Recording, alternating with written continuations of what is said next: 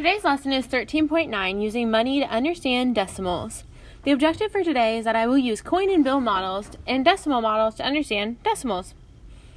When I look at 63 cents, I want to read this as a money amount. So it says, how do you read this as a money amount? Okay, when I have no dollar in there, I just read 63 cents. Is it more or less than $1? Well, I know that it's less than $1 because there's not any amount in the ones place, which would be my dollar amount would be. In your notes, I want you to go ahead and write down the amount that we're looking at right here, which is $3.45. It says, suppose you have $3.45. Ignore that one's just a period.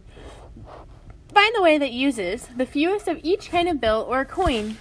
So the way that we would do this is I would just go place value by place value. When I'm looking over here at the hundredth place, I think about pennies because 100 pennies equals $1. So that's the hundredth place. So that's what I think about. So I would have 5 pennies.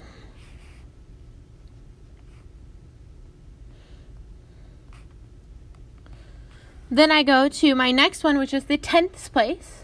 And I would look at my 10th place. And that would give me dimes, because a dime is worth 10 cents. So I'd have 4 dimes. And then I would have $3. Another way to look at that is because I know about my nickels. So if I also could think about, instead of doing 5 pennies, I could do 1 nickel instead, because nickels are equal to 5 cents. So I could trade that out and have a less amount of coin. But sometimes we don't have to do that, and we just think about pennies, dimes, and then our dollars moving on from there. Make sure you have that part included in your notes. This needs to be in your notes as well. So 1 dime is equal to 1/10 of $1. So 10 dimes equals $1. A penny is 100th of $1. So 100 pennies equals $1.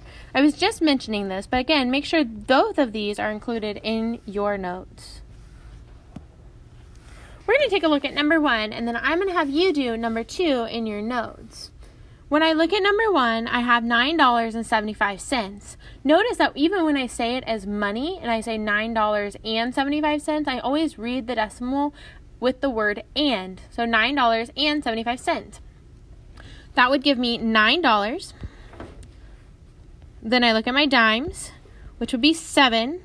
Notice how I go place value by place value, and 5 pennies. Well, again, if I decided to separate it as place values and ignore it as money, I again would have 9 ones because it's in the ones place, have 7 is in the 10th place, and then 5 is in the 100th place.